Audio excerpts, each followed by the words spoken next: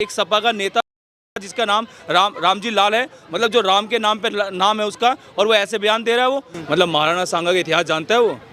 80 घाव लगे थे तन पे, फिर भी कोई व्यथा नहीं थी मन पे।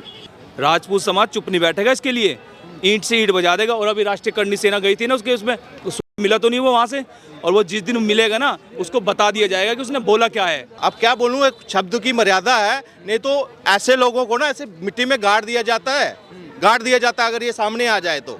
आपने कौन सा इतिहास पढ़ना है, अपने बाप दादाओं का या मुगलों का? आप किसके सगे हो, अपने, हमारे या मुगलों के? हर एक आदमी जो अपने आप को मुगल का वंशज कहता है, मैं कहता हूँ उनके लिए पाकिस्तान खुला है। उनको देश में बाहर निकालो।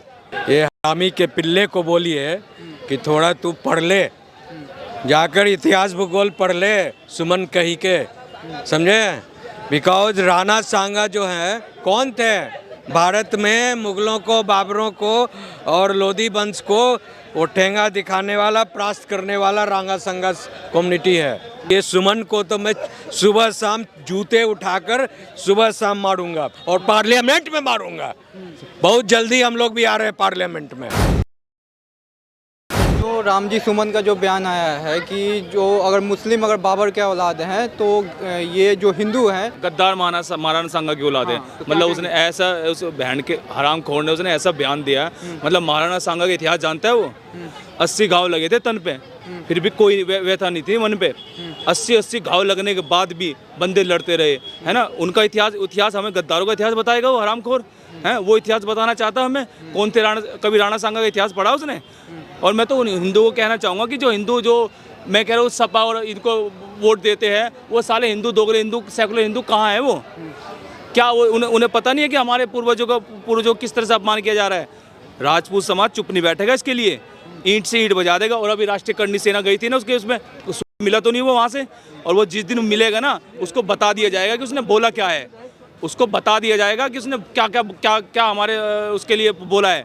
राणा सांगा कौन थे इन्हें पता नहीं है। ये कह रहे हैं कि राणा सांगा जो थे उनका कहना है कि बाबर को हराने के लिए इब्राहिम लोदी को बुलाए थे उन्होंने। इब्राहिम लोदी को 2 बार ऑलरेडी हरा चुका था, 2 बार धूल मिट्टी में मिला चुका था इब्राहिम लोदी को दिल्ली में, है ना। उस मतलब वो अपने दम पे मिलाया था उसने।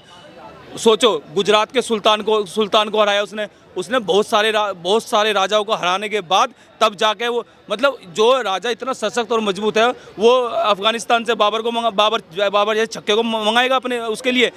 राजपूत जो समाज था ना वो पूरा मजबूत रहा है पहले से ही, और उसने अपनी लड़ाई के लिए किसी की वो नहीं ली है। वो अपने आप सक्षम था, हर चीज़ में सक्षम था वो। और ये तो सनातन की लड़ाई थी, सनातन योद्धा हुआ करते थे ये, जो सनातन पर अत्याचार करता था उनके खिलाफ लड़ते थे ये। और ये एक सपा का नेता जिसका नाम रामजी लाल है, मतलब जो राम के नाम पे नाम है उसका, और वो ऐसे बयान दे रहा है वो, है ना। मतलब हमारे धर्म को भी वो कर रहा है, वो उंगली उठा रहा है वो। और वो सनातन हिंदू देख रहा है, सेकुलर हिंदू देख रहा है। सेकुलर हिंदू देख सकता है क्योंकि आने वाले टाइम का वो भी मुसलमान है, वो भी तलवार की डर से सलवार पहन लेगा, वो भी वो वाला मुसलमान है। अखिलेश यादव कह रहे हैं कि ये जो बीजेपी मतलब हिंदू मुस्लिम करती है, बस ये तो इतिहास के बस पन्ना पलटे हैं और किसी का मतलब ठेस पहुंचाने के लिए ये काम नहीं किया है, बस इतिहास का पन्ना पलटा गया। हमारा इतिहास कोई पन्नों में नहीं आने वाला।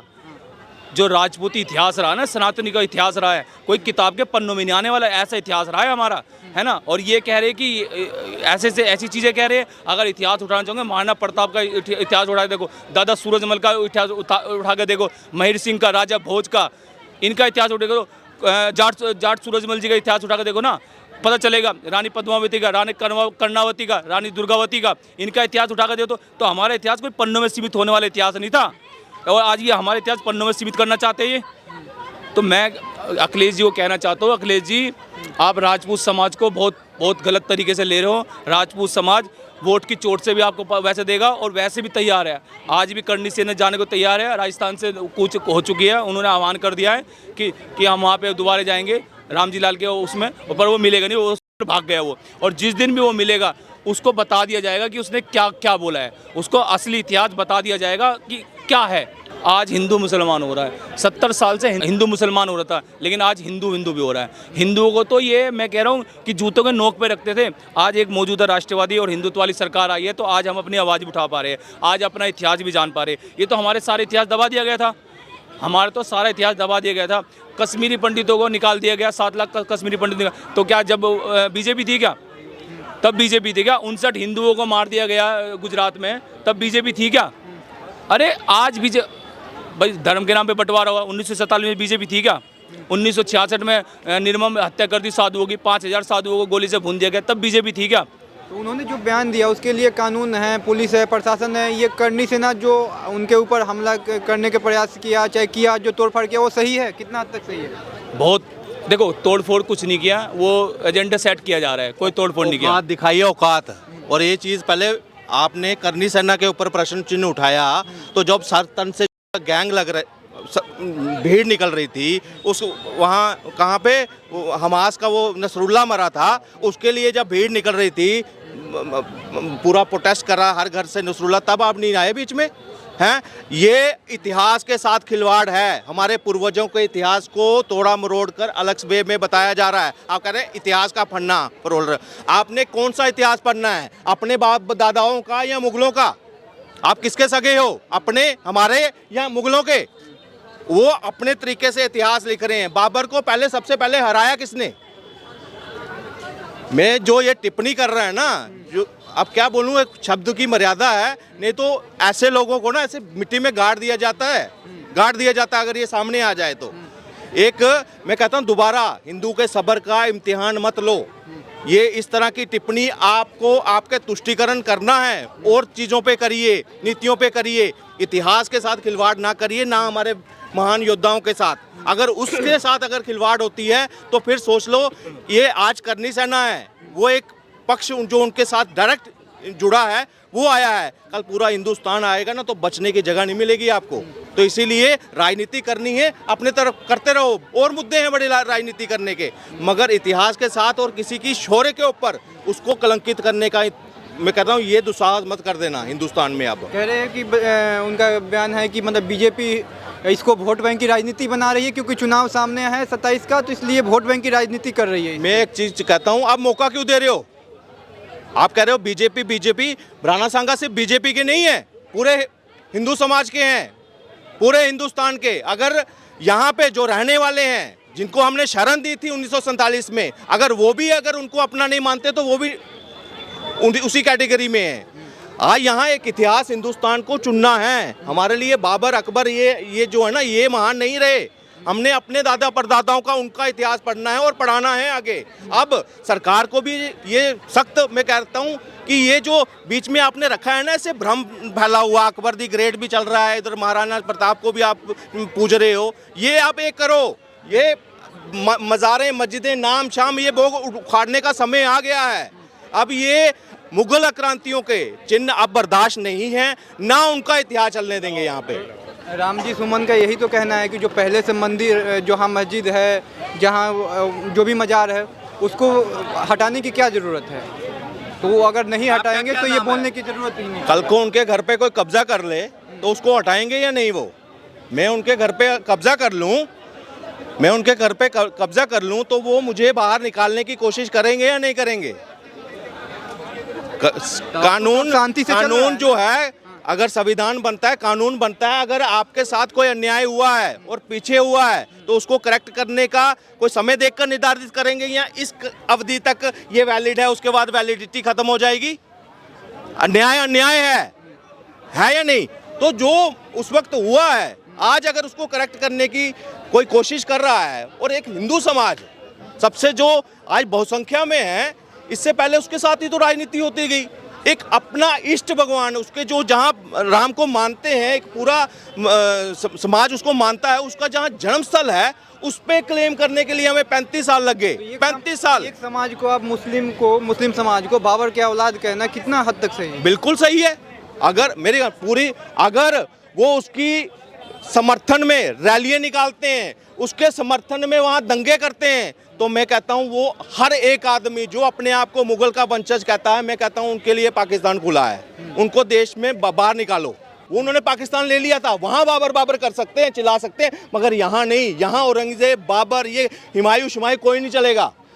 अब करेक्शन बड़ी ज़रूरी है। और आपको भी भाई साहब, ये सिर्फ मेरा अकेले का हित नहीं है, ये पूरे हिंदुस्तान का। अगर हमें वर्ल्ड लेवल पर भी अगर रिप्रेजेंट करना है अपने कल्चर को, तो एक कल्चर तो चुनना पड़ेगा। हमें मिक्स कर दिया, इधर मुगल भी, इधर महाराणा प्रताप भी, किसको महान बनाना है? इधर महान अकबर दी ग्रेट महान हो रहा है और उधर महाराणा प्रताप को भी महान बता रहे हो। भाई कौन एक हो सकता है? जो हमारे लिए लड़ा, हमारे लिए वो जो हमारे साथ लड़ रहा था, वो महान कैसे होगा हमारे लिए? क्या नाम है आपका? क्या नाम है? अखिलेश यादव तो यही कह रहे हैं ना कि मतलब इतिहास को छेड़छाड़ करने की क्या जरूरत है? हिंदू मुस्लिम करके बीजेपी रोटी सेकना चाह रही है। इतिहास को करेक्ट करने की जरूरत है, छेड़छाड़ नहीं हो रही यहाँ पे, अब करेक्शन हो रही है। जो आपके तुष्टीकरण, आपके मुल्ला मुलायम, आपके नेहरू, आपके इंदिरा गांधी, उस टाइम से जो भी गलती हुई है यहाँ पे, हमारे इतिहास के साथ खिलवाड़ कर कर एक तुष्टीकरण के नाम पर अलग इतिहास पढ़ाया गया है ना, उसको बदलने की कवायद शुरू हो गई है। और अब जो नेता, मैं कहता हूँ, अभी कहता हूँ संभल जाओ। अगर सही कायदे में रहोगे तो फायदे में रहोगे, बने रहोगे, नहीं तो कई पार्टियां इतिहास बन गई। ये समाजवादी पार्टी जो भी अब हिंदुत्व से टकराने वाली है ना, वो इतिहास हो जाएगी। अभी रिजल्ट देख रहे हो आप, लगातार आप प्रदेशों के रिजल्ट आ रहे हैं। अभी नहीं सीखोगे तो फिर कभी नहीं होगा। करनी सेना की तरफ से जो आया है बयान की रामजी सुमन का जो जुबान काट के लाएगा 5 लाख का इनाम, ये कितना हद तक सही है? जिस देश में संविधान है, कोर्ट है, कचहरी है, उसके बाद ये बयान। साहब एक मिनट, सही गलत हमें मत पढ़ाओ। अगर सर तनसुल्ला का नारा अगर सही है ना, अगर नसरुल्ला के लिए भी अगर वो सही है ना, हर घर से अफजल निकलू का अगर वही सही है, तो ये कुछ भी नहीं है। तो आप में और उनमें अंतर क्या नहीं, अंतर दुनिया जानती है हमारे में और उनमें क्या अंतर है। ठीक है, हम अभी भी धैर्य में हैं, सब कुछ है, मगर हमारे बीच में ही एक भाईचारे के नाम पर यहाँ इस्लामीकरण करने का भी सपना, उसका एजेंडा चलाओगे, लव जिहाद चलाओगे तो बर्दाश्त नहीं है। अब आंखें खुल रही हैं, सनातनी जाग रहे हैं और हिंदू समाज जो कहीं बटा था ना, वो कहीं कहीं संगठित हो रहा है। यही दिक्कत है कि अभी भी हर दूसरी पार्टियां क्या कर रही हैं, वो ये नहीं देख रही कि मैं भी हिंदुत्व की राजनीति करूं या हिंदुओं के पक्ष की बात करूं। नहीं, अभी भी वो उनके ऊपर तुष्टीकरण हावी है। मैंने तभी कहा, जो हिंदुत्व की बात करेगा वो वही भारत पे राज करेगा। नहीं तो हशर देख लो, चाहे वो हरियाणा देख लो, इसके पहले भी जितने चुनाव अभी लेटेस्ट देखे 2024 के बाद, आपको उसी से अंदाज़ा लग गया होगा कि भारत का, खासकर हिंदुओं का रुख क्या है।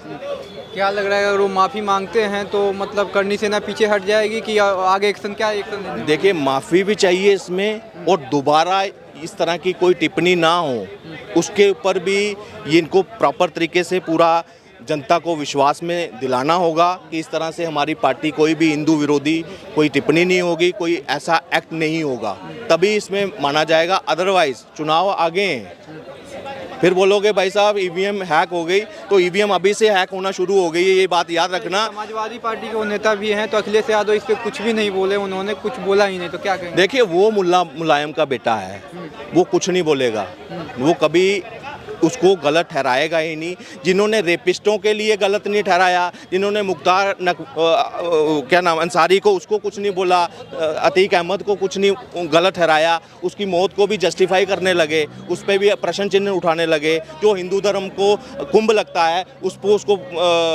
अलग अलग टिप्पणियाँ करते हैं, उसको बदनाम करने की कोशिश करते हैं। जो राम भक्तों के ऊपर जिसके परिवार ने गोलियाँ चलाई हों, वो आपको लगता है कि वो इसको क्रिटिसाइज़ करेगा?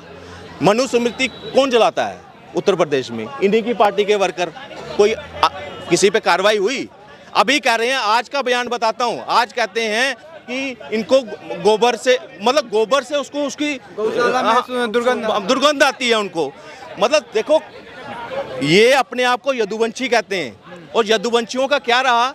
गाय पालन का उनका मेन वही रहे हैं। आज इनको देखो, दुर्भाग्य देखिए, कहते हैं ना विनाश काले विपरीत बुद्धि, आज उन्हीं गौशाला से निकला हुआ गोबर से दुर्गंध आ रही है इनको। अच्छा, ये समाजवादी पार्टी या अखिलेश यादव का बाबर और अकबर जो भी है, इनसे क्या लगाव है? इनकी क्या का ये वोट रिश्ता है, वोट का, वोट चाहिए इनको। तो यहाँ पे रहे नहीं। देखिए, उनके वंशज है ना बने हुए, घूम रहे हैं, जो कहते हैं कि हम देश के मालिक हैं। उनको कन्वर्टेड बताते हैं, तो कन्वर्टेड है, मगर आज वही कहते हैं ना, नया मुल्ला ज़्यादा अल्लाह लड़ता है। ये वो वाले वो हैं जिन्होंने इनको ज़बरदस्ती तलवार के डर से इनको कन्वर्ट करवाया, सलवार पहनाई। आज क्या है, वो वही ज़्यादा, उनसे ज़्यादा, सऊदी वाले से ज़्यादा कट्टर यहाँ बन रहे हैं। वो सपना देख रहे हैं देश को इस्लामीकरण करने का। बर्दाश्त नहीं है, इसीलिए बोलता हूँ अगर ये तुष्टीकरण इसी तरह इनका हावी रहा तो समाजवादी पार्टी इतिहास बनकर रह जाएगी। जो लोग वकील साहब क्या कहेंगे जो रामजी लाल का जो बयान आया है? क्या हुआ? रामजी लाल जो बयान दिए हैं, रामजी लाल सुमन, सुमन, हाँ बोलिए क्या बात क्या है? कहेंगे उस पे जो उन्होंने बोला है क्या कि बयान दिया उन्होंने? कि गद्दार राणा संगा के औलाद हैं हिंदू।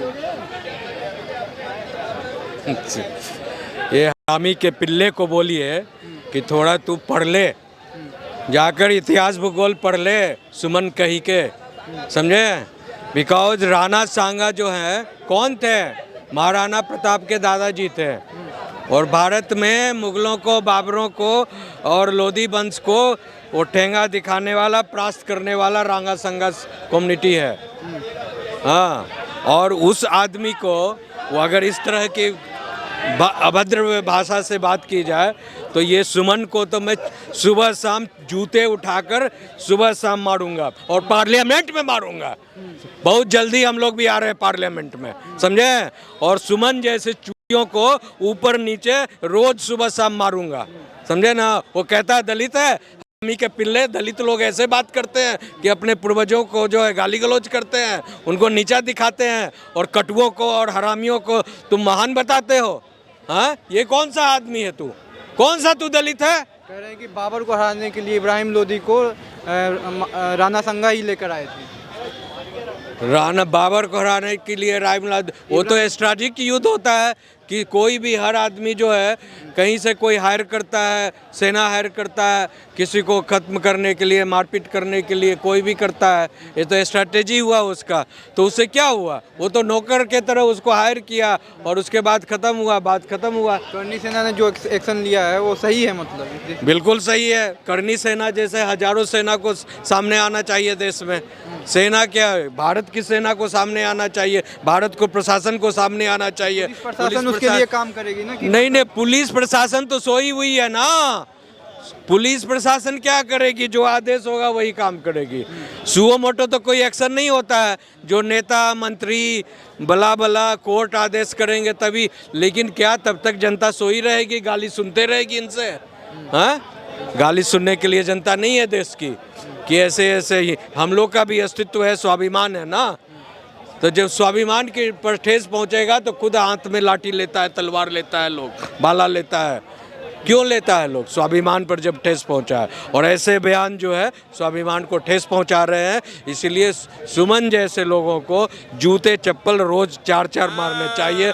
बीच चौराहे पर मारना चाहिए, बीच चौराहे पर मारना चाहिए, ताकि लोगों को पता चले कि देश के स्वाभिमान से और इस देश के जो है वीर धरोहर से कोई भी पंगा लेगा उसकी यही हालत होगी।